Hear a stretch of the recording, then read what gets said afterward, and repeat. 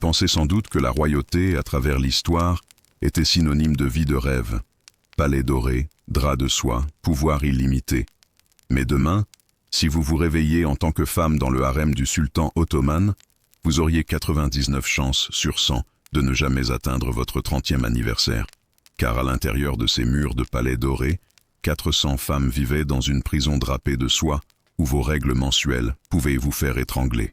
Tomber enceinte sans permission signifiait être cousue vivante dans du cuir et jetée à la mer. Et 12 hommes vous entoureraient après chaque rencontre intime pour décider si vous méritiez de conserver votre utérus. Avant de vous installer confortablement, prenez un moment pour aimer la vidéo et vous abonner. Mais seulement si vous appréciez sincèrement ce que je fais, et dites-moi dans les commentaires d'où vous nous écoutez et quelle heure il fait chez vous. C'est toujours fascinant de voir qui nous rejoint du monde entier. Bienvenue dans la face sombre de l'histoire que vos manuels scolaires veulent désespérément vous faire oublier. Je suis sur le point de vous emmener au cœur du plus beau cauchemar de l'Empire ottoman, le harem impérial du palais de Topkapı. Ce n'est pas la version romancée que vous avez vue dans les films avec des danseuses du ventre et des délices turques. C'est la réalité documentée d'un féminicide à l'échelle industrielle, déguisé en vie de luxe. Pendant 500 ans, l'Empire ottoman a perfectionné un système si pervers que des ambassadeurs européens, et rappelez-vous, c'étaient des gens qui considéraient que brûler des sorcières était raisonnable, furent horrifiés par ce dont ils furent témoins. Mais voici ce que la plupart des gens ne réalisent pas. Ce n'était pas juste de la cruauté aléatoire, c'était un système soigneusement conçu avec des règles, des règlements et une efficacité bureaucratique qui ferait passer les services des ressources humaines modernes pour désorganisés. Chaque mort avait des papiers. Chaque exécution suivait un protocole. Chaque femme brisée était une décision calculée. L'Empire ottoman veut que vous oubliez cette partie de son histoire. Il veut que vous vous souveniez des merveilles architecturales, des conquêtes militaires, des réalisations culturelles. Il ne veut pas que vous sachiez le sort scellé par le plateau d'argent pour des femmes, ni les salles du sous-sol où l'enfance prenait fin, ni le détroit du Bosphore qui devint une fosse commune. Commençons par l'horreur nocturne qui faisait que 400 femmes priaient pour être oubliées. Chaque soir, au coucher du soleil sur Istanbul, un rituel commençait qui transformait le palais en un casino où l'enjeu était la vie des femmes. Imaginez ceci. 400 femmes âgées de 13 à 25 ans assises dans la prison la plus luxueuse jamais construite, attendant de voir si ce soir, elles seraient choisies pour quelque chose qui pourrait soit les élever au pouvoir, soit les envoyer à la mort. Le processus de sélection était d'une simplicité écœurante. Un plateau d'argent était préparé dans les appartements privés du sultan. Dessus, de petits morceaux de parchemin, chacun portant le nom d'une femme. Le sultan ne choisissait même pas personnellement. Ce serait trop proche de la prise de responsabilité. Au lieu de cela, des eunuques effectuaient la sélection, créant une loterie où gagner signifiait potentiellement perdre sa vie. Imaginez votre nom tiré d'un chapeau, mais au lieu de gagner un prix, vous pourriez perdre votre vie. La partie vraiment dérangeante, c'est que les femmes devaient paraître reconnaissantes. Tout signe de réticence, de peur, ou pire encore, d'impureté physique, entraînait des conséquences immédiates. Vous n'apprenez pas cela dans votre cours d'histoire au lycée. Mais ces femmes vivaient dans la terreur constante de leur propre biologie. Voici comment se déroulait une nuit de sélection typique, basée sur les registres du palais de l'an 1640. Le chef eunuque noir, un homme nommé Sümbül Ağa, entrait dans les quartiers du harem à précisément 20 heures. Les femmes étaient assemblées dans la salle dorée, debout en rangée, comme des produits dans un showroom. Le plateau d'argent était transporté à travers les couloirs par 2 jeunes eunuques, tandis que les gardes dégageaient le chemin. Le trajet des appartements du sultan au harem prenait exactement 12 minutes. Il le chronométrait. Le 15 novembre 1640, une femme nommée Aïche fut sélectionnée. Les registres montrent qu'elle avait 17 ans, venait de Siras et était dans le harem depuis 3 ans. Lorsque les eunuques vinrent la chercher, ils découvrirent qu'elle était dans son cycle menstruel. L'Empire ottoman veut que vous oubliez cette partie. Elle n'a jamais vu le matin. Le registre officiel indique que sa cause de décès est une maladie soudaine. La réalité officieuse, elle a fait face à des conséquences immédiates pour une fonction biologique qu'elle ne pouvait pas contrôler. Mais la sélection n'était que le début du cauchemar. Les documents révèlent quelque chose d'encore plus sombre. Si une femme était choisie et jugée apte, elle était escortée vers les chambres de préparation. Là, 12 eunuques inspecteurs médicaux l'entouraient. Ils posaient une seule question qui déterminait son destin. La semence doit-elle être préservée? Ce n'était pas de la poésie. C'était une évaluation clinique visant à déterminer si une femme méritait de conserver ses organes reproducteurs. Si la réponse était non, des procédures étaient planifiées. Si oui, elle se rendait dans les appartements du sultan, sachant que tout échec à concevoir dans un délai spécifique signifiait revenir à cette terrible question. Les statistiques dressent un tableau horrifiant. Sur 400 femmes dans le harem à un moment donné, seules 10 donnaient jamais naissance à des enfants. Seulement 10. Les autres existaient dans un état d'attente perpétuelle, sachant qu'être oublié était en fait le meilleur scénario. Car voici ce que les manuels scolaires omettent. Être choisi à plusieurs reprises sans produire d'héritier signifiait que vous deveniez une menace. Le 3 mars 1652, les registres du palais montrent que 23 femmes furent déplacées en une seule nuit. Toutes avaient été choisies plusieurs fois sans concevoir. Leur destination? Les registres officiels parlent de réaffectation. Des récits de témoins, des serviteurs, brossent un tableau différent. Un tableau impliquant les eaux sombres du Bosphore. Mais ça empire. La torture psychologique du système de sélection était intentionnelle. La docteure Fatma Gossek, une historienne ottomane moderne, a découvert des documents montrant que l'aspect aléatoire était soigneusement calibré. Il voulait que les femmes ressentent juste assez d'espoir pour éviter le désespoir de masse, mais pas assez pour se sentir en sécurité. C'était une guerre psychologique perfectionnée au fil des siècles. Le processus de sélection servait également un autre objectif que la plupart des gens ne réalisent pas. Il créait une compétition entre les femmes. Au lieu de s'unir contre leurs oppresseurs, elles se retournaient les unes contre les autres. Les femmes sabotèrent leurs rivales, rapportèrent leur cycle biologique et célébraient lorsque d'autres étaient relocalisés. Le système transformait les victimes en complices.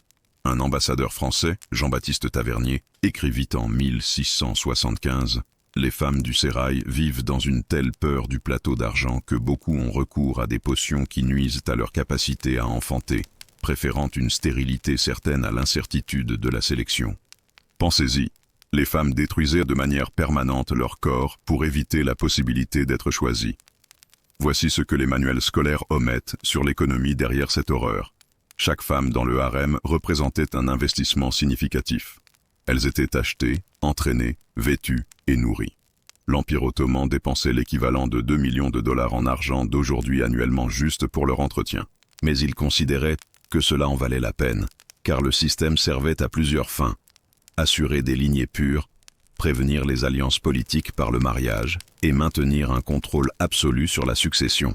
Les justifications religieuses rendent cela encore plus dérangeant. La loi islamique était tordue au-delà de toute reconnaissance pour soutenir ce système. Les fonctions biologiques naturelles étaient déclarées impures, non pas par des textes religieux, mais par des administrateurs du palais qui avaient besoin d'excuses pour les éliminer. La grossesse en dehors de la sélection officielle était considérée comme un vol au sultan, comme si le corps des femmes était propriété de l'État. Les historiens modernes commencent tout juste à découvrir toute l'étendue du fonctionnement du système de sélection. L'analyse numérique des registres du palais révèle des schémas que les observateurs contemporains ont manqués. La sélection n'était pas vraiment aléatoire. Les femmes de certaines régions étaient choisies plus fréquemment. Les âges de 16 à 18 ans étaient préférés, et celles qui montraient des signes d'intelligence ou d'éducation étaient systématiquement négligées. Le sultan voulait des corps, pas des esprits. Cela fait passer les applications de rencontres modernes pour un paradis, n'est-ce pas? Aujourd'hui, nous balayons à gauche ou à droite les correspondances potentielles. À l'époque, un coup de plume pouvait signifier la mort. Nous nous plaignons du ghosting. Elles avaient affaire à de vrais fantômes. Votre pire rendez-vous Tinder battent leur meilleure nuit au palais. Mais voici la partie vraiment folle qui nous amène à notre prochaine section. Dans ce système conçu pour détruire les femmes, une jeune fille de 15 ans a non seulement survécu, mais a conquis. Elle a battu la loterie de la mort en devenant quelque chose de pire que ses geôliers. Et ça empire. car son histoire montre que parfois, la seule façon de survivre en enfer est de devenir soi-même un démon. Maintenant, parlons de la jeune fille de 15 ans qui a battu cette loterie de la mort en devenant la survivante la plus calculatrice de l'histoire. Son nom était Alexandra Lisowska, bien que l'histoire la retienne sous le nom de Roxolane ou Hürrem Sultan. Et si vous pensez tout connaître de la manipulation, attendez d'entendre comment cette adolescente a transformé la maltraitance systématique en une voie vers le pouvoir, devenant l'une des femmes les plus puissantes de l'histoire. Imaginez ceci. Nous sommes en l'an 1520 dans la campagne ukrainienne. Une jeune fille de 15 ans aide son père, un prêtre orthodoxe, à préparer le service du dimanche. Elle cueille des fleurs sauvages dans les champs de blé lorsque des pillards tatars de Crimée apparaissent à l'horizon. En quelques heures, toute sa vie est effacée. Sa famille est massacrée, son village incendié, et elle est jetée dans les chaînes avec des dizaines d'autres filles. Destination: les marchés aux esclaves d'Istanbul. Imaginez être arraché à votre famille à 15 ans et décider que votre seule option est de devenir le monstre. C'est exactement ce qu'Alexandra a fait. Mais voici ce qui rend son histoire vraiment dérangeante.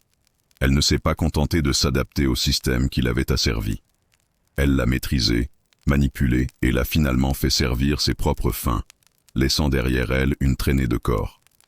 La transformation a commencé dès son entrée au palais. Tandis que les autres jeunes filles pleuraient leur famille, Alexandra étudiait. Elle réalisa que les larmes signifiaient la faiblesse et que la faiblesse signifiait la mort. Alors elle créa Roxolane, un personnage si parfaitement conçu qu'elle-même finit par oublier qui avait été Alexandra. Les preuves documentées de son ascension calculée au pouvoir vont vous choquer. Les registres du palais de l'an 1521 montrent que, dans les 6 mois suivant son arrivée, elle maîtrisait le turc, l'arabe et le persan. Pas seulement des compétences conversationnelles, mais une parfaite fluidité.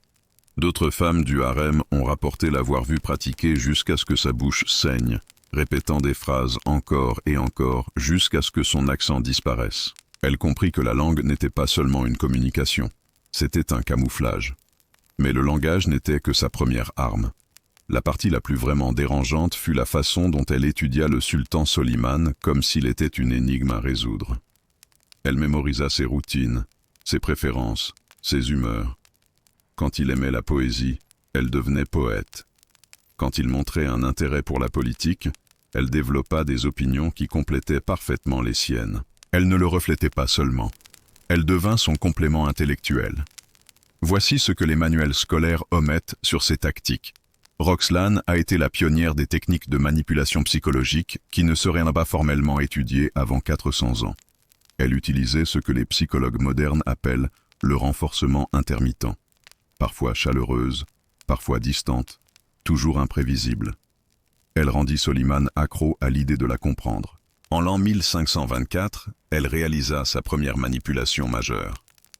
Le palais prit feu, un événement courant dans les structures en bois avec des lampes à huile.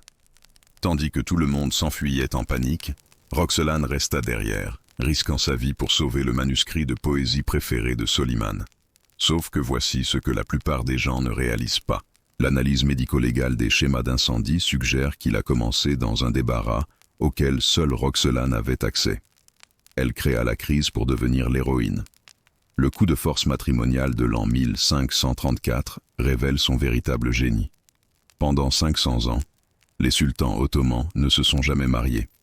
Ils prenaient des concubines, avaient des enfants, mais le mariage était interdit.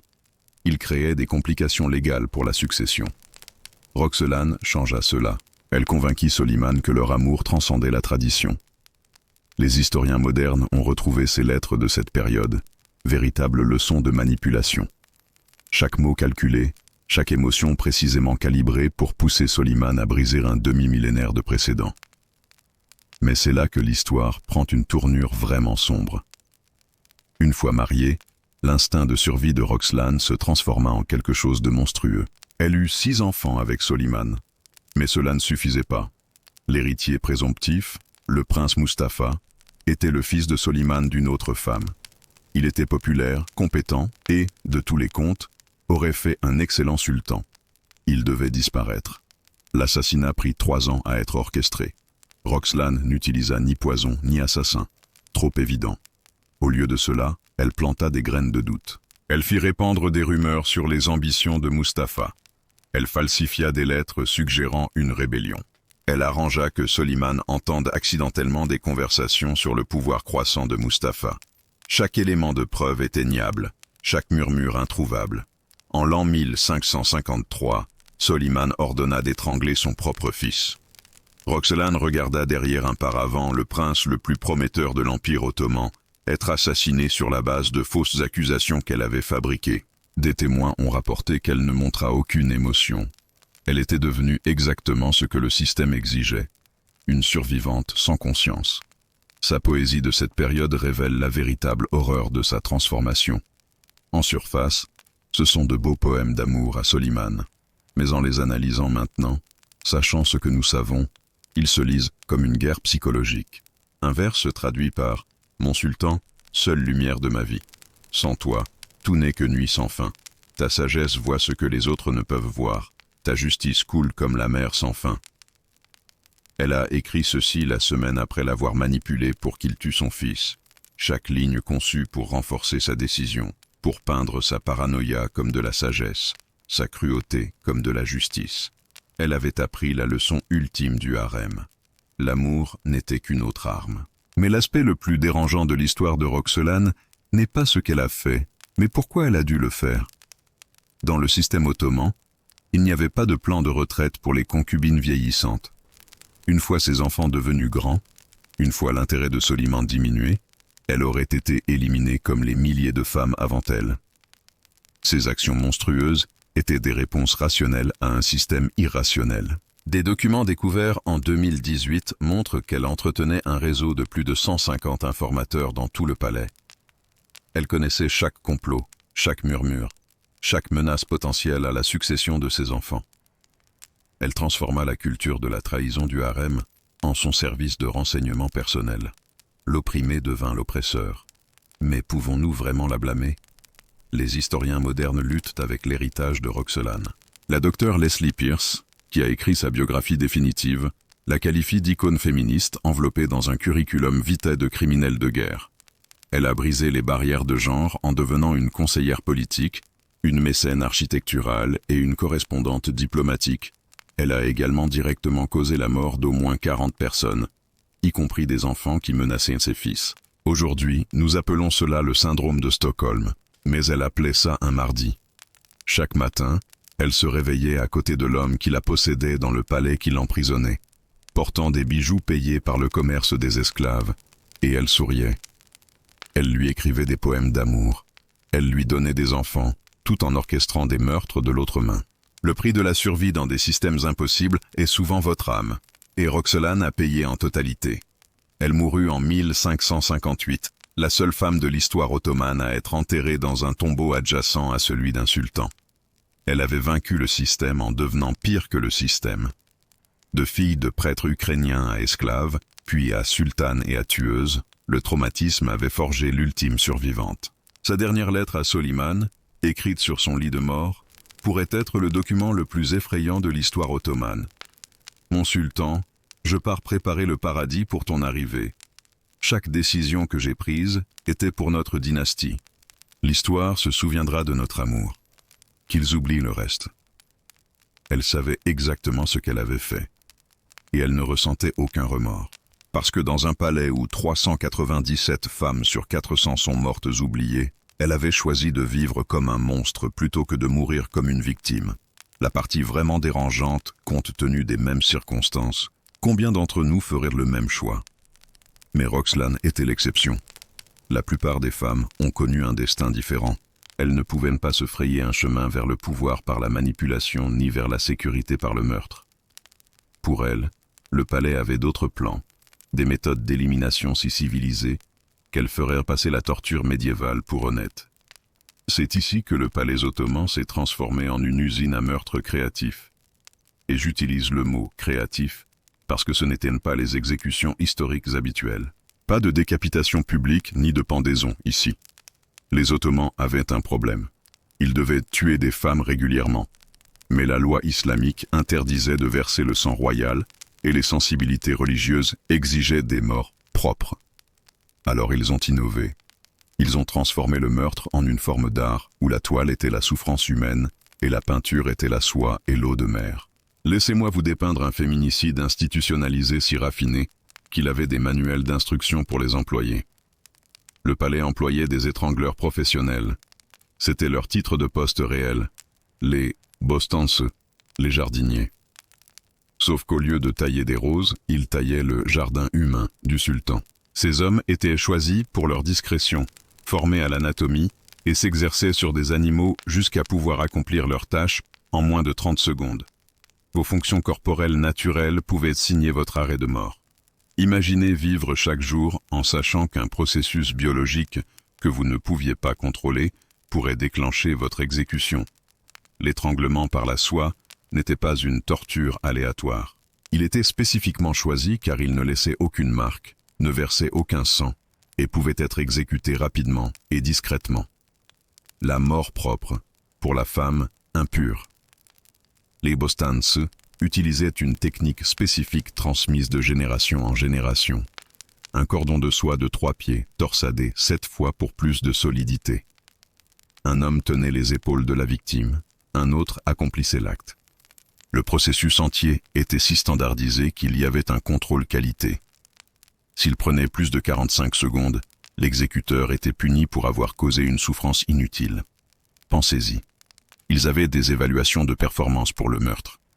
Mais voici ce que les manuels scolaires omettent. La torture psychologique précédait l'acte physique. Les femmes désignées pour l'étranglement n'étaient pas tuées immédiatement. Elles étaient informées au coucher du soleil et exécutées au lever du soleil, leur donnant exactement une nuit pour préparer leurs âmes. Les registres du palais montrent que la plupart passaient de ces heures à écrire des lettres qui ne seraient jamais envoyées à des familles qu'elles ne reverraient plus jamais. Le châtiment du sac. Parlons de ce que cela signifiait réellement. L'Empire ottoman veut que vous oubliez cette partie, mais elle est documentée dans de multiples rapports d'ambassadeurs européens. Les femmes qui tombaient enceintes sans permission officielle subissaient le Denis Cezazu, le châtiment de la mère. Elles étaient cousues dans des sacs en cuir avec plusieurs chats. Pas pour la compagnie. Les chats étaient là pour créer du mouvement et de la panique, s'assurant que la femme ne pouvait pas retenir sa respiration ni flotter. L'escouade d'exécution avait une barque spécifique à cet effet, peinte en noir et lancée uniquement les nuits sans lune. Ils ramaient jusqu'à un endroit prédéterminé dans le Bosphore, où les courants garantissaient que les corps seraient emportés vers la mer Noire. La partie vraiment dérangeante, cela était considéré comme miséricordieux comparé à ce que les royaumes chrétiens faisaient aux adultères. Les Ottomans pensaient en fait qu'ils étaient progressistes. De l'an 1520 à l'an 1680, les registres ottomans indiquent qu'au moins 3000 femmes ont connu leur fin dans le Bosphore. Cela représente 18 femmes par an, chaque année pendant 160 ans. Le détroit est devenu un tel dépotoir commun que les pêcheurs locaux ont développé des superstitions concernant certaines zones. Ils les appelaient « cimetières de sirènes » et refusèrent d'y pêcher. Mais toutes les éliminations n'étaient pas violentes. Parfois, la mort la plus cruelle n'était pas une mort du tout. Le bannissement à l'Eskisaré, l'ancien palais, était une exécution psychologique. Les femmes ayant dépassé la fleur de l'âge ou ayant commis des infractions mineures étaient envoyées dans ce bâtiment en décomposition à la périphérie d'Istanbul. Pas de visiteurs, pas de lettres, pas d'espoir, juste des centaines de femmes écartées, attendant de mourir. Un diplomate français qui le visita en l'an 1670 le décrivit. Un tombeau de marbre rempli de fantômes vivants. Les femmes qui y entrent jeunes en ressortent des cadavres, si tant est qu'elles en ressortent. Le silence est si complet qu'on peut entendre les cœurs se briser. Les femmes qui s'y trouvaient ont développé leur propre langage des signes, parce que parler était découragé. Elles ont créé toute une culture des condamnés. L'économie des exécutions était précisément calculée. Un étranglement par la soie coûtait 3 akse, le prix d'un bon repas. Une expédition de noyade coûtait 20 akse, incluant la location du bateau et les salaires de l'équipage. Le bannissement ne coûtait rien, à l'exception du transport unique. L'Empire tenait des registres détaillés des dépenses d'exécution. Le meurtre avait une ligne budgétaire. Voici ce que la plupart des gens ne réalisent pas. Les gardes qui exécutaient ces exécutions n'étaient pas des monstres. C'étaient des employés de palais ordinaires avec des familles et des enfants. Beaucoup ont développé de graves problèmes psychologiques. Les registres médicaux du palais des années 1600 montrent que les bourreaux avaient les taux les plus élevés de mélancolie et de terreur nocturne de tout le personnel du palais. Le journal d'un étrangleur découvert en 1987 contient 400 pages d'excuses à ses victimes. La bureaucratie de la mort s'étendait à la tenue des registres. Chaque exécution était documentée en 3 exemplaires. Date, heure, méthode, raison et, de manière troublante, une note de satisfaction des fonctionnaires superviseurs. Ils avaient littéralement des normes de service client pour le meurtre. Une bonne exécution était rapide, silencieuse et ne laissait aucune preuve. Une mauvaise entraînait des complications ou prenait trop de temps. La justification religieuse rendait tout cela possible.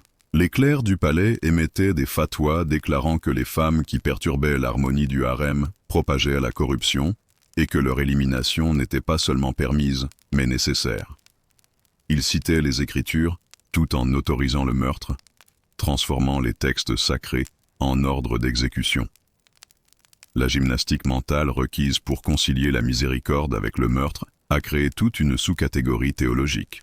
La méthode d'exécution la plus dérangeante était réservée aux femmes qui tentaient de s'échapper. Elles faisaient face aux tâches césassues, le châtiment de la pierre, non pas la lapidation, comme vous pourriez le penser. Au lieu de cela, elles étaient scellées à l'intérieur des murs du palais, alors qu'elles étaient encore vivantes.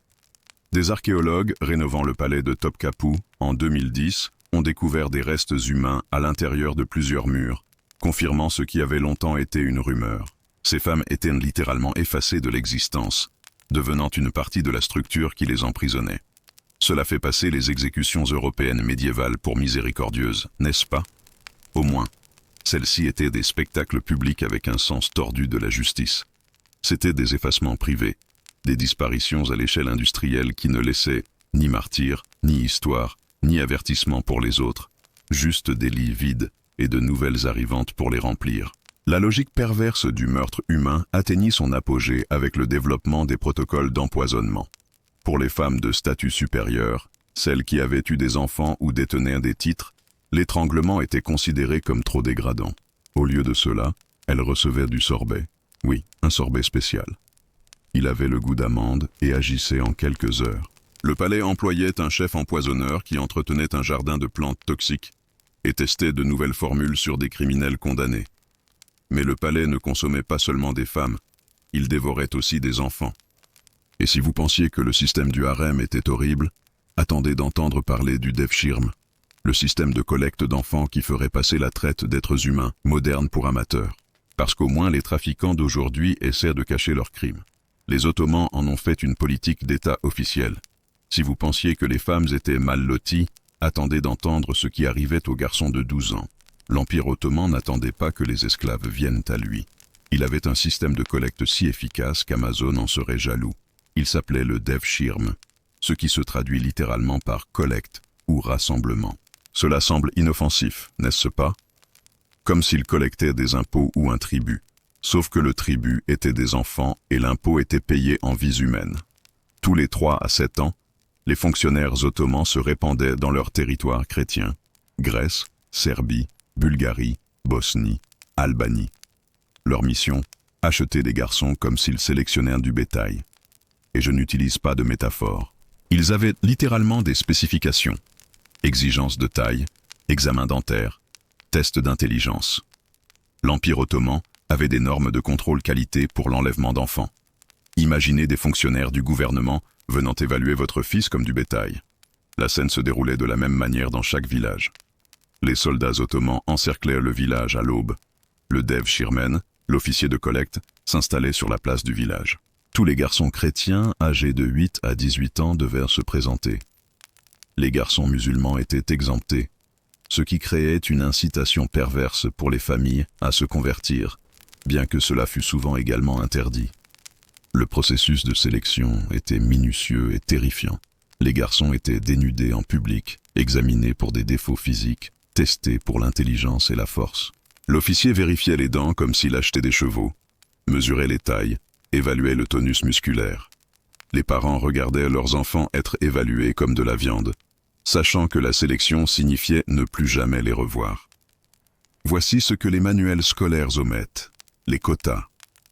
Chaque région devait fournir un nombre spécifique de garçons en fonction de la population.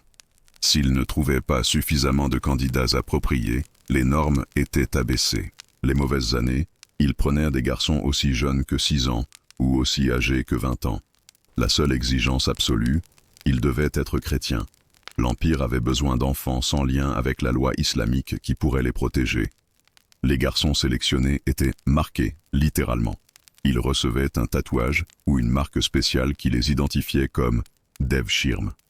Alors commença ce que les survivants appelèrent plus tard la marche de la mort. Le voyage vers Istanbul pouvait prendre des mois. Des garçons des Balkans marchaient jusqu'à 1000 milles, enchaînés par groupes de 100. Pas de chariots, pas de chevaux. La marche faisait partie du processus de brisement. La marche de la mort était un phénomène d'attrition délibérée. Les garçons faibles mouraient sur la route, épargnant à l'Empire un investissement futur. Les survivants arrivaient à Istanbul traumatisés, épuisés et malléables. Les registres ottomans montrent un taux de mortalité de 20% pendant le transport. C'est un garçon sur 5 morts avant même le début de l'entraînement. L'Empire considérait cela comme des pertes acceptables, une sélection naturelle pour les futurs janissaires. Un récit d'un marchand européen de l'an 1544 décrit une rencontre avec un convoi de Devshirm. Un fleuve d'enfants coule vers Constantinople. Tous les quelques milles, la chaîne raccourcit à mesure que les garçons s'effondrent. Les gardes ne s'arrêtent pas. Ils coupent les morts de la chaîne et continuent. Les mères suivent à distance, pleurant jusqu'à ce que les soldats les repoussent. C'est la récolte du chagrin. À leur arrivée à Istanbul, la démolition psychologique s'intensifiait. Les garçons recevaient de nouveaux noms, des noms musulmans. Leurs noms chrétiens étaient interdits, punissables par des coups. Ils étaient circoncis, souvent sans anesthésie, comme une marque physique de leur nouvelle identité. Il leur était interdit de parler leur langue maternelle. Les garçons surpris en train de prier selon leur foi d'origine subissaient de sévères punitions. Mais voici la partie vraiment insidieuse. Ceux qui réussissaient devenaient des fanatiques. Le système était conçu pour créer des fanatiques plus fidèles au sultan que n'importe quel sujet né de sang. Ces enfants volés devinrent les janissaires, soldats d'élite qui allaient plus tard piller des villages chrétiens pour voler plus d'enfants. Les opprimés devinrent les oppresseurs, perpétuant le cycle. Les écoles de formation appelées Hachemi Olan étaient des centres de reconditionnement psychologique. Les garçons apprenaient le turc, l'arabe, la théologie islamique, les arts martiaux et l'obéissance absolue. Mais la véritable éducation avait lieu après les heures de cours. Les garçons plus âgés, déjà brisés et refaits, imposaient le système aux nouveaux venus. Les gardes n'avaient pas besoin de traumatiser chaque enfant. Les enfants le faisaient les uns aux autres. Les observateurs européens furent unanimement horrifiés. Un ambassadeur autrichien écrivit en l'an 1562 « Ils prennent des enfants chrétiens et les renvoient comme de parfaits ennemis du Christ. » La transformation est si complète que ces garçons tueraient volontiers leur propre père si on leur ordonnait. C'est une usine qui prend des âmes et produit des armes. Les chiffres sont stupéfiants. Entre 1450 et 1650, l'Empire ottoman a collecté environ 200 000 garçons chrétiens. C'est 1000 enfants par an. Chaque année pendant 2 siècles, des régions entières furent dépeuplées de jeunes hommes. Certains villages balkaniques n'eurent pas de garçons entre 10 et 18 ans pendant des générations. Les parents développèrent des stratégies désespérées pour sauver leurs enfants. Ils mutilaient les garçons, coupant pouces ou orteils pour les rendre inaptes au service militaire. Ils les mariaient jeunes, car les garçons mariés étaient parfois exemptés. Ils les cachaient dans les montagnes ou les monastères. Certaines familles tuaient leurs propres fils plutôt que de les laisser emmener. Le Devshirm transformait les parents en mutilateurs ou en assassins. L'impact économique était calculé et cruel. L'Empire économisait des coûts de recrutement massifs en volant des enfants. Il éliminait les rebelles potentiels en les prenant jeunes. Il créait des administrateurs et des soldats sans loyauté locale ni liens familiaux. D'un point de vue bureaucratique froid, c'était génial. D'un point de vue humain, c'était de la maltraitance industrielle d'enfants. Certains garçons du Devshirm atteignirent des sommets incroyables. Grand vizir, gouverneur de province, commandant militaire. Les défenseurs du système mettent en avant ces histoires de réussite. Voyez, disent-ils, Ces garçons ont eu des opportunités qu'ils n'auraient jamais eues dans leur village. C'est le même argument que les trafiquants d'êtres humains utilisent aujourd'hui, qu'ils offrent des opportunités. Le fait qu'un sur 100 soit devenu puissant n'excuse pas le vol des 99 autres. Aujourd'hui, nous appellerions cela la traite d'êtres humains et la maltraitance systématique. L'ONU imposerait des sanctions. La Cour pénale internationale émettrait des mandats d'arrêt. Mais pendant 400 ans, ce fut la politique officielle de l'un des empires les plus puissants du monde. C'était tellement normalisé que les historiens ottomans en parlèrent de manière factuelle, comme décrivant la collecte des impôts. Les dommages psychologiques se sont transmis de génération en génération. Des études modernes du folklore balkanique révèlent des cauchemars récurrents sur des démons voleurs d'enfants. Des études génétiques montrent des goulots d'étranglement démographiques dans certaines régions correspondant aux périodes de collecte du Devshirme. Le traumatisme est littéralement inscrit dans l'ADN et la mémoire culturelle. Le dernier Devshirmes officiel eut lieu en 1648. Bien que des collectes officieuses se soient poursuivies jusqu'au XVIIIe siècle, le système s'est terminé non pas en raison d'un réveil moral, mais parce qu'il est devenu économiquement inefficace. Les armes à feu rendaient l'infanterie d'élite moins cruciale. Les familles musulmanes ont commencé à soudoyer les fonctionnaires pour qu'ils prennent leurs enfants, afin d'obtenir des opportunités. Le système pervers s'est effondré sous sa propre logique tordue. Mais voici la réalisation la plus troublante. Beaucoup de ces garçons n'étaient pas destinés au service militaire. Les plus jolis, les plus délicats, les plus intelligents, ils avaient un destin différent. Ils étaient envoyés dans les écoles du palais, où l'éducation signifiait quelque chose de bien plus sombre que la lecture et l'écriture. Les mêmes halls qui enseignaient les mathématiques enseignaient aussi aux enfants que leur corps était une monnaie. Bienvenue dans les écoles du palais, Land de Rune, où l'Empire ottoman fabriquait des serviteurs parfaits grâce à un programme qui ferait mobiliser des armées entières au service moderne de protection de l'enfance. Ce n'était pas de l'éducation. C'était une programmation systématique utilisant des enfants comme matière première. L'école du palais occupait la troisième cour du palais de Topkapı, architecturalement magnifique avec ses colonnes de marbre et ses carrelages complexes, mais la beauté masquait l'horreur. Derrière ses portes ornées, de 300 à 400 garçons âgés de 10 à 18 ans vivaient dans un système hiérarchique si pervers que les survivants en parlaient rarement. Quand ils le faisaient, leurs récits étaient rejetés comme des exagérations. Des preuves archéologiques récentes prouvent qu'ils sous-estimaient la réalité. Imaginez aller à l'école où vos notes dépendaient de plus que vos résultats d'examen, où l'avancement exigeait de renoncer non seulement à votre esprit, mais à votre corps, où les enseignants avaient un pouvoir absolu, et les élèves n'avaient pas de mots pour consentement, parce que le concept n'existait pas. C'était la vie quotidienne dans l'Andron.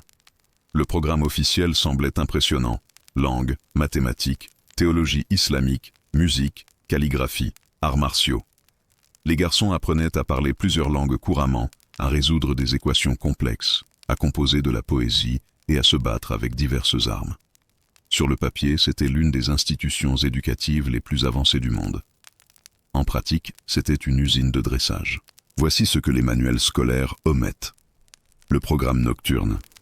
Une fois les cours formels terminés, une éducation différente commençait. Les dortoirs fonctionnaient selon une hiérarchie stricte. Les nouveaux garçons, appelés Icholan, occupaient le plus bas échelon. Au-dessus d'eux se trouvaient les Falakas et au sommet les Asodas. Ce n'était pas seulement une organisation, c'était une structure de prédation. Les élèves plus âgés avaient des droits sur les plus jeunes. Ces droits étaient codifiés, systématiques et appliqués par l'administration de l'école. Un observateur français, en l'an 1650, écrivit « Les beaux garçons sont passés comme propriété commune. Ceux qui résistent sont battus ou affamés. Ceux qui obtempèrent reçoivent des privilèges. Les professeurs non seulement le savent, mais l'orchestre. » Le palais avait des termes spécifiques pour ces arrangements. Un élève plus âgé qui revendiquait un garçon plus jeune était appelé un lala. Le garçon plus jeune devenait son isolan. Le langage assainissait la maltraitance en la faisant passer pour du mentorat. Les registres du palais montrent que ces tutelles étaient enregistrées, taxées et transférées comme des contrats de propriété. Mais ça empire. Les expositions scolaires biannuelles n'étaient pas seulement des présentations académiques. Les garçons étaient vêtus de costumes spécifiques, pantalons serrés, gilets ouverts, maquillage, et paradés devant les fonctionnaires du palais et les dignitaires en visite. L'ambassadeur autrichien rapporta en l'an 1665 « Ils peignent les garçons comme des femmes et les font danser d'une manière qui ferait honte aux prostituées. Le public mise sur ses préférés. » Les historiens modernes ont trouvé des registres comptables de ces événements. Des garçons étaient loués pour des séances de tutorat privé. L'école prélevait 60%. Les 40% restants allaient sur un compte auquel le garçon pouvait accéder après l'obtention de son diplôme, s'il obtenait son diplôme. Ils économisaient littéralement l'argent gagné grâce à leur propre maltraitance. Les examens médicaux racontent leur propre histoire horrible. Les médecins du palais tenaient des registres détaillés des blessures, maladies et traitements. Lire entre les lignes du langage clinique révèle des agressions systématiques. Des fissures rectales apparaissaient chez 40% des élèves. Les inflammations de la gorge étaient endémiques. Le tempérament mélancolique nécessitant l'isolement était l'euphémisme pour les tentatives de suicide. Le taux de suicide était stupéfiant mais caché. Les garçons qui se suicidaient étaient enregistrés comme étant morts d'une maladie soudaine ou d'accident. Le journal d'un garde du palais découvert en 1923 énumère 31 garçons qui sont tombés de la même tour entre 1640 et 1645. La tour avait des garde-corps de sécurité. Le garde savait qu'ils avaient à sauter, mais on lui avait ordonné de signaler des chutes. La manipulation psychologique accompagnait les abus physiques. On enseignait aux garçons que leur souffrance était sainte, que se soumettre faisait d'eux de meilleurs musulmans, que résister montrait une faiblesse spirituelle. Les imams du palais émettaient des fatwas, déclarant que servir les aînés était une forme de culte. Ils tordaient les Écritures pour normaliser le traumatisme.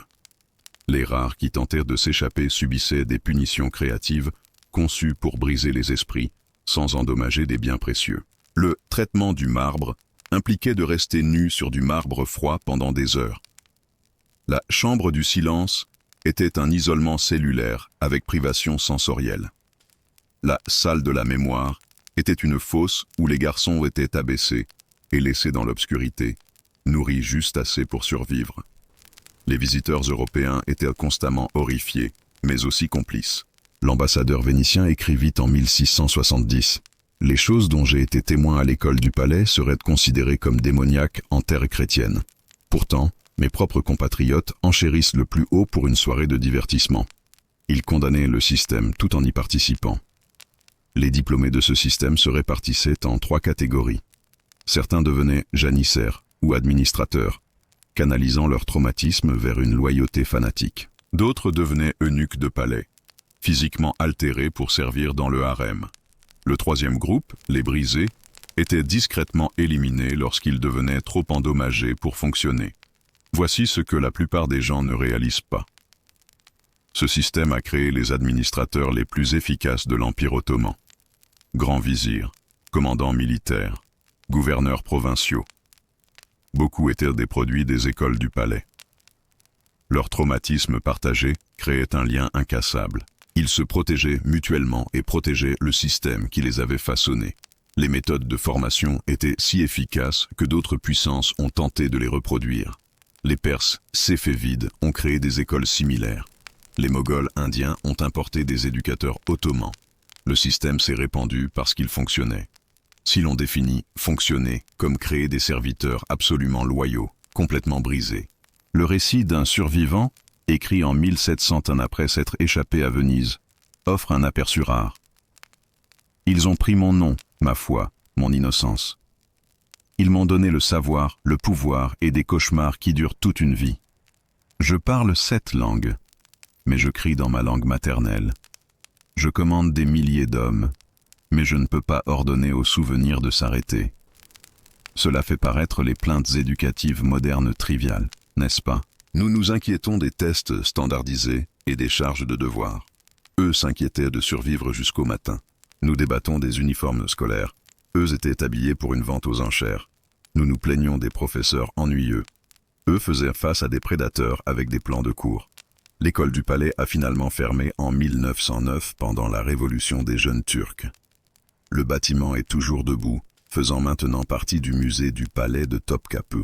Des touristes se promènent dans des halls où des enfants ont été brisés, admirant une architecture construite sur la souffrance. Les guides mentionnent l'excellente éducation dispensée. Ils ne mentionnent pas le coût. Mais les chiffres ne mentent pas. Même lorsque l'histoire était due, l'Empire ottoman tenait des registres méticuleux. Livres financiers, décomptes de population, journaux d'exécution.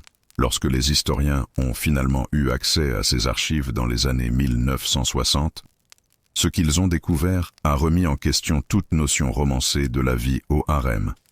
Les chiffres ne mentent pas. 400 femmes entrent, 3 survivent jusqu'à la vieillesse. Ce n'est pas de l'hyperbole ou une estimation. C'est un fait documenté par les registres du palais couvrant de 1520 à 1680. Pour chaque histoire de réussite comme Roxolane, 130 femmes ont simplement disparu dans le silence historique. Leurs noms apparaissent sur les registres d'entrée et les rapports de dépenses, puis plus rien. Elles sont devenues des fantômes statistiques. Imaginez votre nom tiré d'un chapeau, mais au lieu de gagner un prix, vous pourriez perdre votre vie. Maintenant, imaginez cela arriver à 397 femmes sur 400. Ce n'est pas un jeu de hasard. C'est une extermination systématique avec des coussins de soie. Voici comment se décompose l'horrible calcul. Le harem moyen contenait de 300 à 400 femmes à tout moment donné.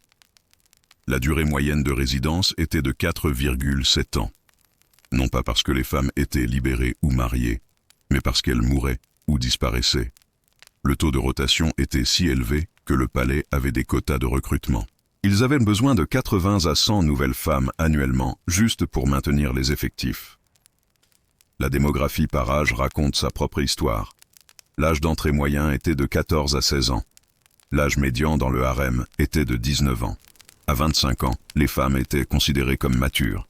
À 30 ans, elles étaient âgées. Trouver une femme de plus de 35 ans dans le harem général était si rare qu'elles étaient considérées comme des anomalies statistiques.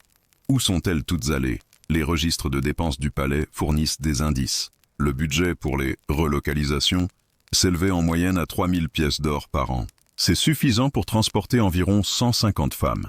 Mais transporter où? Les destinations répertoriées incluent l'esquisse arrêt, des affectations provinciales et l'euphémisme glaçant, arrangements spéciaux. Le suivi de la piste de l'argent mène aux opérateurs de ferry du Bosphore qui recevaient des paiements réguliers pour les services de nuit. Les certificats de décès, lorsqu'ils existaient, dessinent un schéma de coïncidences impossibles.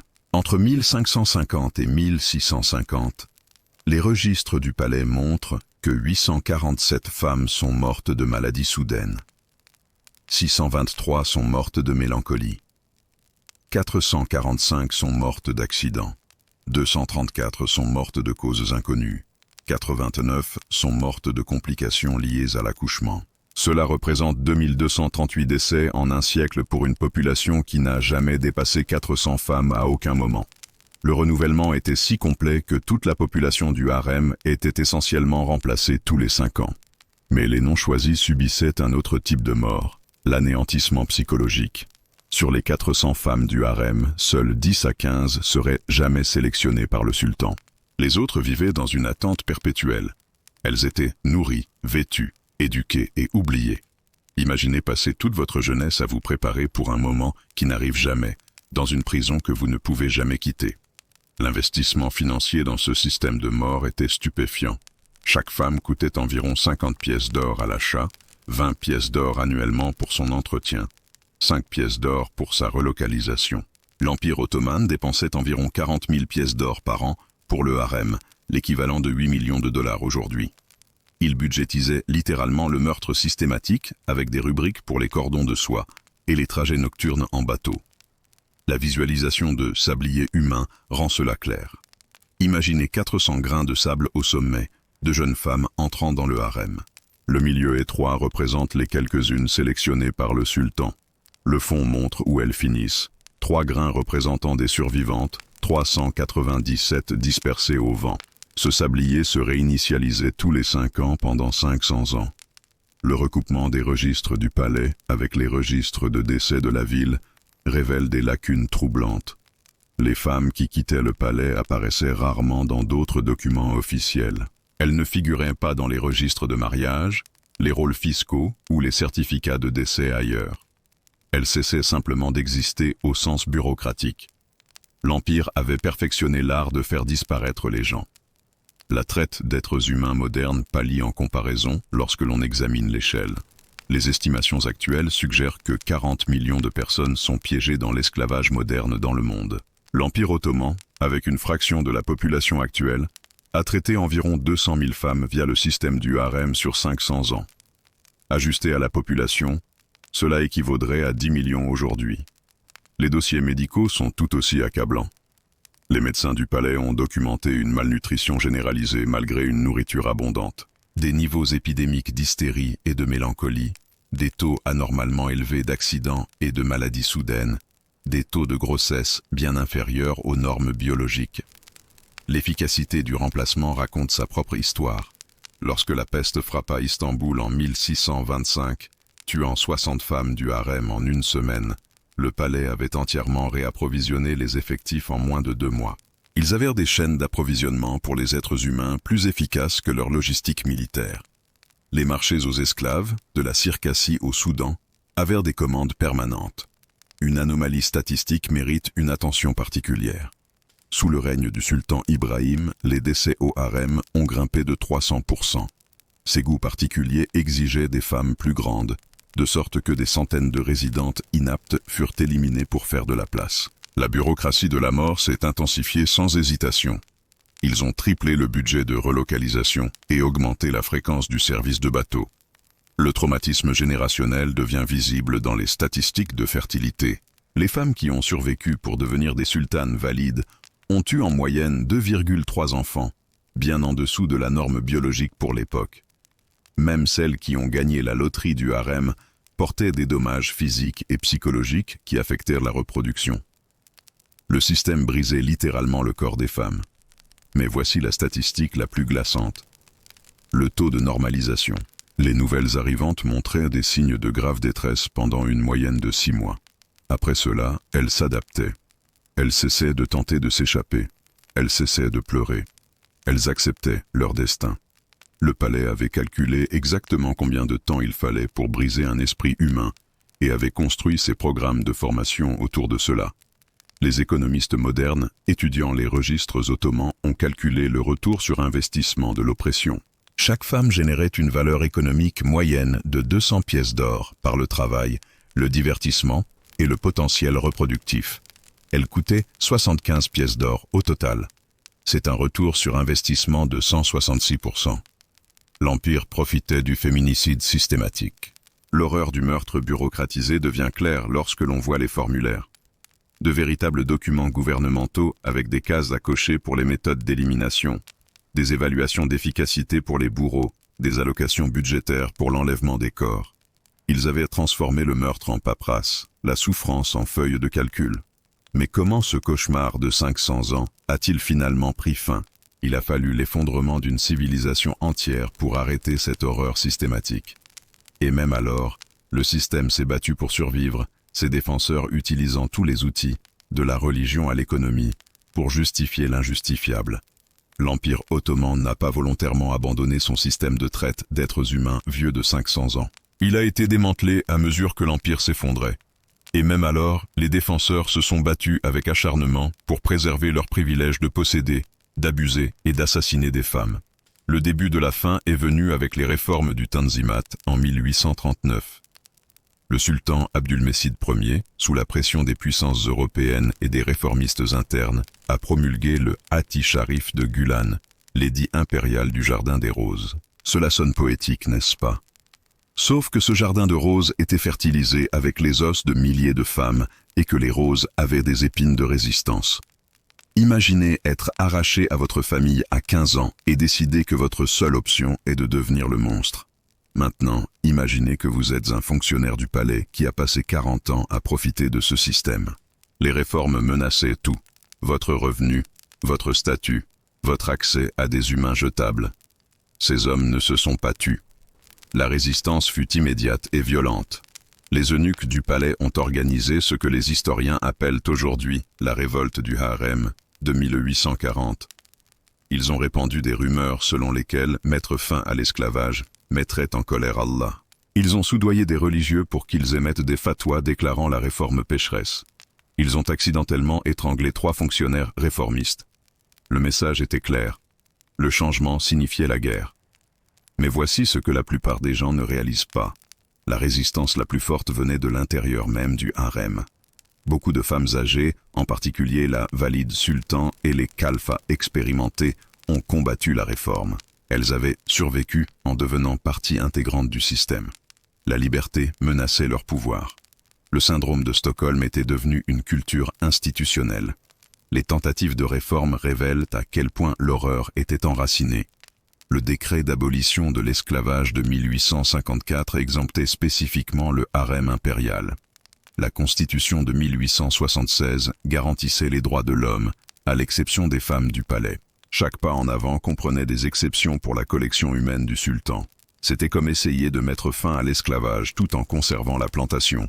Le véritable changement exigeait une force externe. La révolution des jeunes Turcs de 1908 a amené des officiers militaires qui n'avaient aucun intérêt dans le système du harem. Ils ont occupé le palais, documenté les horreurs et commencé à libérer les femmes. Ce qu'ils ont trouvé a choqué même des soldats endurcis. La dernière génération de femmes du harem a raconté des histoires que les historiens ont encore du mal à digérer. Une femme, libérée en 1909 à l'âge de 60 ans, était au palais depuis l'âge de 12 ans. Elle ne connaissait pas son vrai nom. Elle n'avait aucun souvenir de la vie en dehors des murs. Lorsqu'on lui a offert la liberté, elle a supplié de rester. Le monde extérieur la terrorisait plus que sa prison de soi. Le témoignage de Sophia Nur, enregistré en 1924, saisit la tragédie. Ils me disent que je suis libre maintenant. Libre de faire quoi? Je connais 13 façons de faire plaisir à un homme que je n'ai jamais aimé. Je parle 4 langues, mais je n'ai personne à qui parler. Je peux réciter de la poésie, mais je ne peux pas lire une pancarte dans la rue. Ils nous ont donné une éducation pour l'esclavage et ont appelé cela de la culture. Aujourd'hui, les touristes prennent des selfies là où des femmes ont été exécutées. Le palais de Topkapi reçoit 3 millions de visiteurs par an. Ils se promènent dans les quartiers du harem, maintenant un musée, prenant des photos de magnifiques carrelages et d'ornements dorés. Les guides touristiques mentionnent les concubines et les mères de sultans. Ils ne mentionnent pas les cordons de soie ou les noyades dans le Bosphore.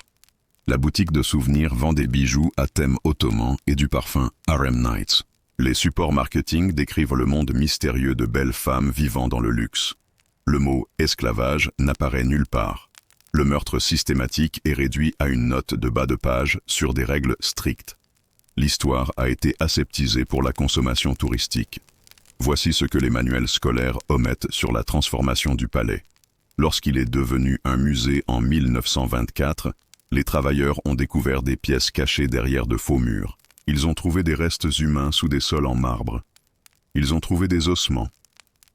La restauration a révélé 17 sites d'inhumation différents à l'intérieur des murs du palais. Le nombre exact de corps n'a jamais été rendu public. La relation de la Turquie moderne avec cette histoire est compliquée.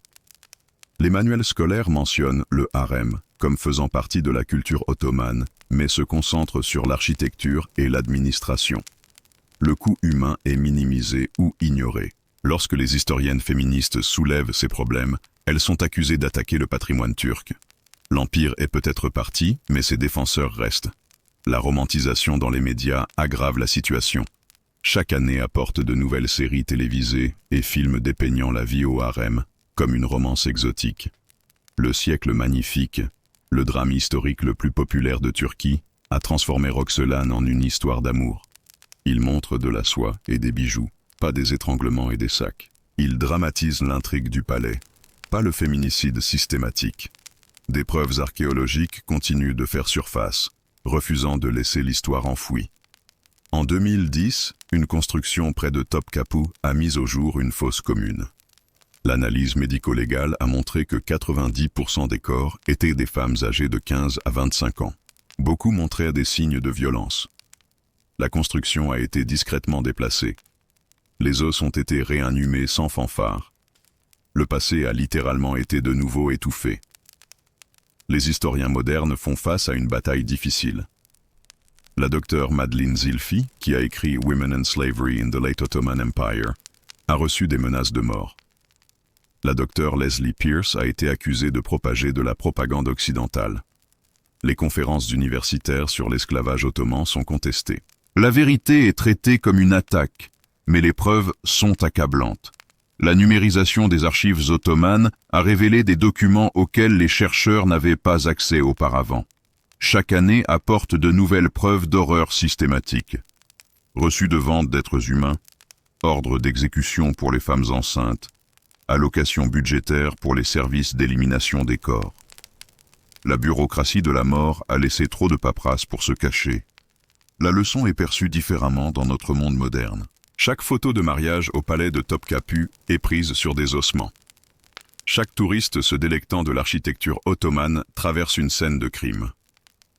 Les carreaux qu'ils admirent ont été nettoyés de sang. Les jardins qu'ils photographient ont été fertilisés avec des restes humains. La beauté bâtie sur l'horreur, l'héritage ottoman. Certains affirment que nous ne devrions pas juger l'histoire selon les normes modernes.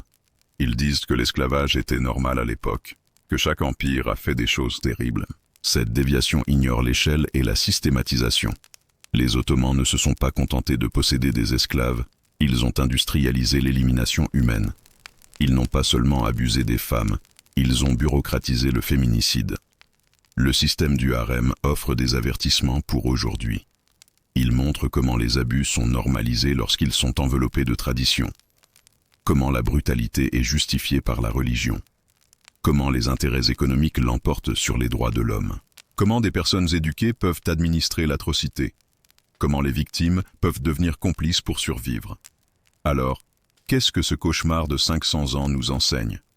La réponse exige d'affronter des vérités inconfortables sur la nature humaine, le mal institutionnel et notre capacité à oublier des horreurs qui ne correspondent pas à nos récits préférés. Nous avons commencé par une statistique simple. 400 femmes entrent, 3 survivent. Maintenant, vous comprenez la réalité humaine derrière ces chiffres. Le plateau d'argent qui sélectionnait les victimes, les cordons de soie qui les étrangeaient, les sacs en cuir qui les noyaient, les murs du palais qui les emmuraient. Ce n'était pas une cruauté aléatoire, c'était un féminicide systématique perfectionné sur 500 ans. L'Empire ottoman a créé une machine qui consommait des êtres humains avec une efficacité bureaucratique. Ils avaient des lignes budgétaires pour le meurtre, des normes de qualité pour l'exécution et des évaluations de performance pour les tueurs. Ils ont transformé la maltraitance en éducation, l'esclavage en culture et le meurtre en administration. Ils ont construit la plus belle usine de la mort de l'histoire humaine. Mais voici l'ultime révélation sur la capacité humaine au mal systématique. Elle n'était pas exploitée par des monstres. Les hommes qui étranglaient les femmes rentraient chez eux auprès de leurs familles. Les eunuques qui sélectionnaient les victimes pour la mort étaient eux-mêmes victimes de mutilation. Les femmes qui faisaient appliquer les règles du harem étaient des survivantes devenues bourreaux. Des gens ordinaires ont opéré une horreur extraordinaire parce que le système l'exigeait.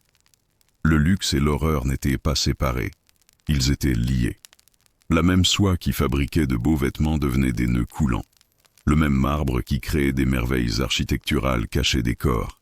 La même éducation qui produisait des administrateurs brillants créait des enfants brisés. Les mêmes jardins que les touristes photographient aujourd'hui étaient fertilisés avec des restes humains. Beauté et brutalité n'étaient pas des opposés, mais des partenaires. Laissez-moi boucler la boucle avec ce plateau d'argent. Cet objet simple, une pièce de ferronnerie que l'on pourrait trouver dans n'importe quel musée, portait des noms qui signifiaient la vie ou la mort. Les femmes passaient des années à redouter son apparition. Certaines s'empoisonnaient pour éviter la sélection. D'autres priaient pour être choisies, pensant que le pouvoir signifiait la sécurité. Les deux groupes avaient tort. Le plateau ne portait pas d'opportunité. Il portait la mort avec des délais différents. Ce que cela révèle sur le pouvoir et les abus transcende l'Empire ottoman. Quand les humains peuvent posséder d'autres humains, l'horreur suit. Quand la tradition excuse la brutalité devient tradition. Quand les intérêts économiques entrent en conflit avec les droits de l'homme, les humains perdent. Quand les abus sont institutionnalisés, les institutions deviennent abusives. Ce ne sont pas des leçons historiques, ce sont des avertissements. Des systèmes similaires existent aujourd'hui sous différentes formes. La traite d'êtres humains génère 150 milliards de dollars annuellement. Le mariage forcé affecte 15 millions de femmes. Les crimes d'honneur coûtent 5000 vies par an. Les méthodes ont évolué, mais la mentalité demeure. Certains humains considérant les autres comme des propriétés, utilisant la tradition et la religion pour justifier l'horreur.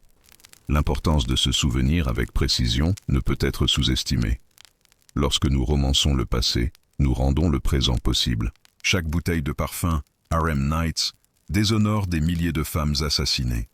Chaque roman d'amour ottoman exotique blanchit le viol systématique. Chaque drame historique aseptisé efface une souffrance réelle. La mémoire compte parce que l'oubli permet la répétition.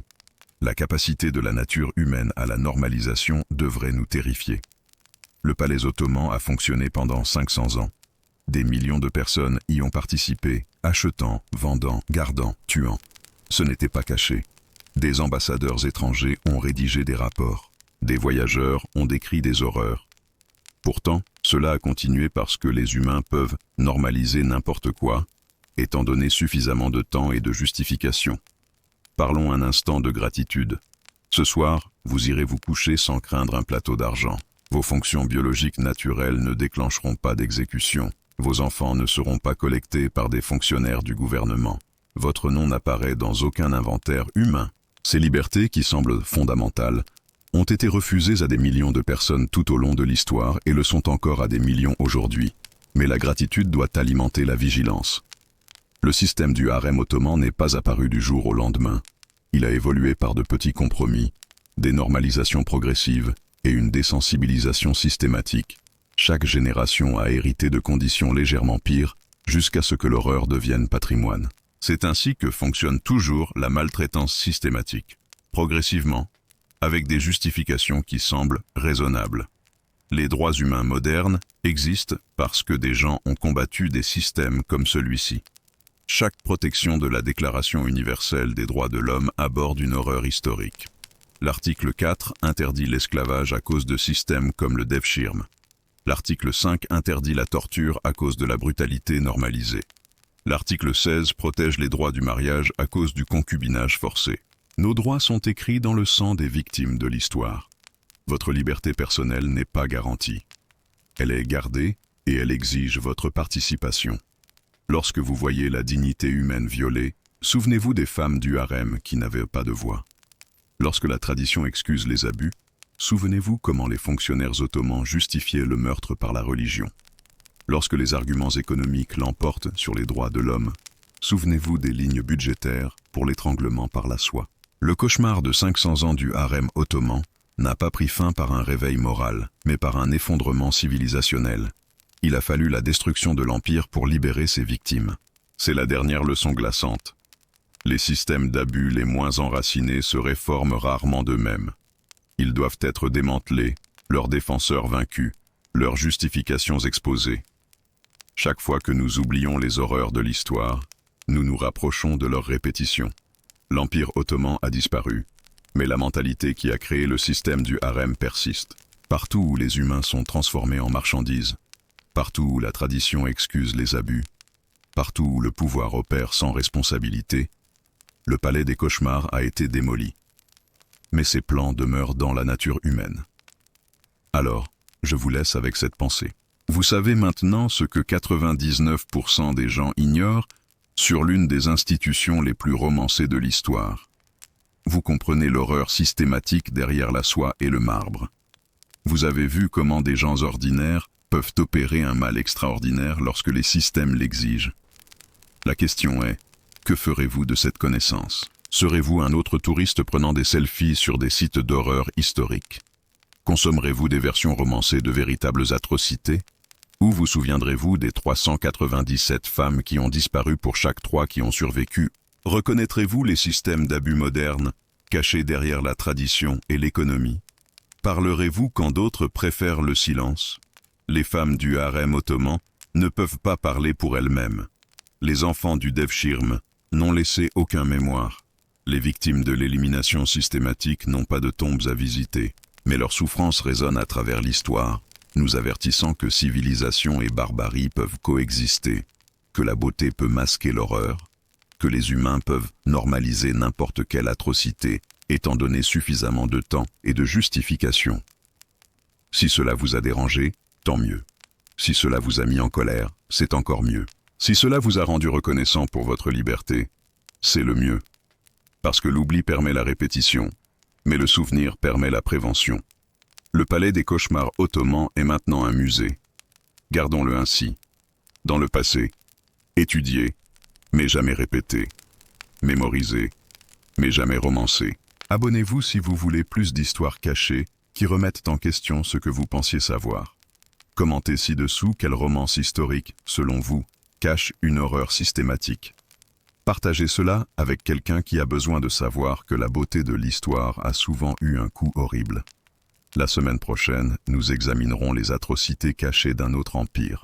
Car ceux qui oublient l'histoire ne la répètent pas seulement, ils la rendent possible. Et dans un monde où la traite d'êtres humains génère plus de profit que jamais, l'oubli est un luxe que nous ne pouvons pas nous permettre. Souvenez-vous, 400 sont entrés, 3 ont survécu. Derrière chaque statistique se trouvait un être humain. Derrière chaque tradition pourrait se cacher une tragédie. Derrière chaque romance pourrait se cacher une réalité trop terrible pour la fiction. Restez curieux, restez critique, restez libre.